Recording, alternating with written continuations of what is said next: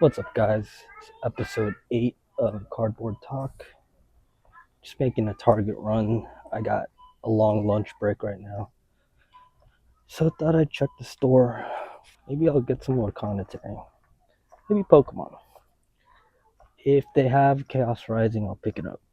Because I think that's the best set out of the Perfect Order, Chaos, was it Pitch Black? The trifecta of the next bull run. So yeah, I gotta say, Lorcana's kind of hard to find, especially Attack of the Vine. Wilds Unknown is virtually gone. And if they have Hobbit collector booster packs, I'll definitely pick that up. Looks like they don't have anything I'd want. A lot of Hobbit though. I don't like that they have the trading cards all the way in the back of the store. I liked it when they're in front, so that way employees can keep an eye on the product. But let's see, Cat's Eye.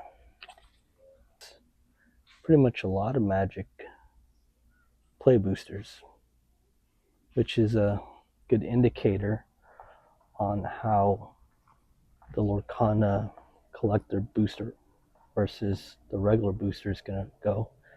Probably assuming Ravensburger prints a lot. I have my doubts. I'm not sure if they'll even print as close as Magic does, but we'll see.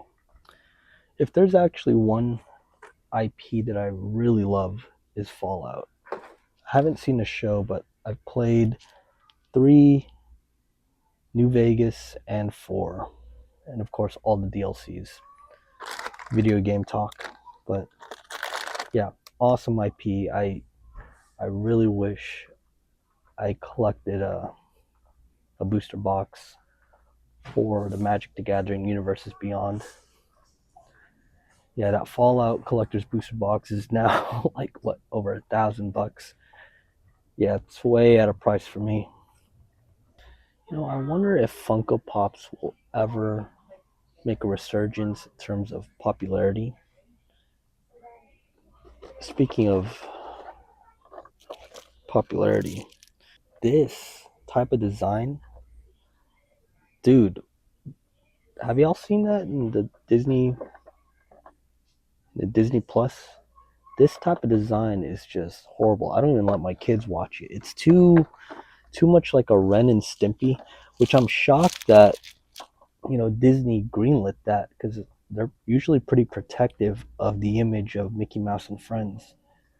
So to have them do stuff like borderline vulgar or like just weird, just strange. So I see some of the Pokemon people from the community here. Some of them are scalpers, some of them are players. Be lining up for something. They're like near the service desk. Usually in the service desk, they'll hold a few products, but so they must know something. I'm not gonna stick around and wait because I got work, so I gotta make my 9 to 5. I don't have time to get a $15 profit off of getting product. I know a couple of Pokemon SBCs have been spotted, so yeah, but I don't got time to wait for that. Yeah, speaking of product and printing, like I mentioned earlier, I am curious for Lorcana. I know we're all tired of me talking about the collector's booster box. Oh, you're just gonna complain. I'm not gonna complain. I'm just wondering how much they're printing. That's it, right? Because you could say right now that Ravensburger, however you want to say it, they don't print that much, or maybe it's like a Pokemon situation. They know that next year they're about to print the collector's booster box, so they held off printing sets 9 through Hyperion City. That's very possible. And let's say they do print to demand, right? I wonder how much of that's going to the collector's box versus the regular play box. And I also have this theory that anything below 9, so sets, with the exception of 1, sets 2 through 8, I feel like they're going to tank. I feel like they're going to be undesirable. The only comparison I have for that is Magic the Gathering. You look at some of the older booster boxes, not like the really vintage ones, but I'm talking about like the ones right before they started doing collector boxes. They're all cheap. They're all relatively affordable. They're like within that $100-$200 range. Now, to be fair, I'm not sure if there's any collectible cards in those. I mean, I guess you could say the same thing for the older Lorcana sets. It's either enchanted or bust. And yeah, I'm not sure how appealing that is to somebody when they could just buy a collector's booster box, or even, you know, a booster box that possibly an iconic. Let me know what you think down below. But yeah, I know when I talk like stuff like this, I know like most of the Lorcana people on Instagram and whatever, they're not, I don't think they're used to this kind of talk. They're more happy-go-lucky, very whimsical content, which is fine. I need that sometimes. Like in reality, guys, if let's say you're all in on the collector's booster box, that's the product you're going to get. You don't really care about the play boosters anymore. You'll buy the singles to build your decks, whatever. The opportunity to buy a collector's booster box may be difficult around that time. Again, it depends how much they print. But selling your enchanted, selling some of your sealed product right now, I'm not saying this is not financial advice, by the way. This is me just talking out loud. That it might be the right opportunity now to do all that. It might have been the right opportunity in June, right, when everything was inflated so much, people were just buying whatever. In order to save enough money, enough capital to buy a couple of cases of the collector's booster box, because they're not going to be 140, right?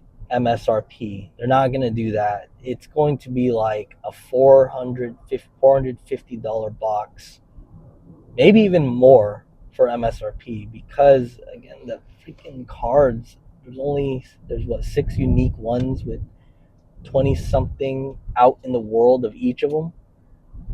Guys, that's gonna be a crazy price raw, and it's gonna be an even crazier price if it grades a PSA 10. Even if it's not a PSA 10, geez, it's still gonna be up, right? So opportunity might be now. Let's say you have some enchanted you don't really care about. You have your favorite character. Let's take Donald Duck. For example, let's say you have a Donald Duck enchanted promo collection and you have everything else. Maybe you just keep that personal collection to you, the Donald Duck. You sell everything else. Now you have like capital to build for this new product. Now, typically, right, the rule would be like, don't FOMO into new product. But since it's the first of its kind, maybe, I don't know, maybe you do. I don't know. Again, like, I don't know how much they're printing, because they could overprint, guys. Like, they really could. They could overprint so much, and let's say all the cards get accounted for, like all 6 of those cards and the 20 something out there in the world, they're all marked. They all been reported. Does the booster box go down now, or right?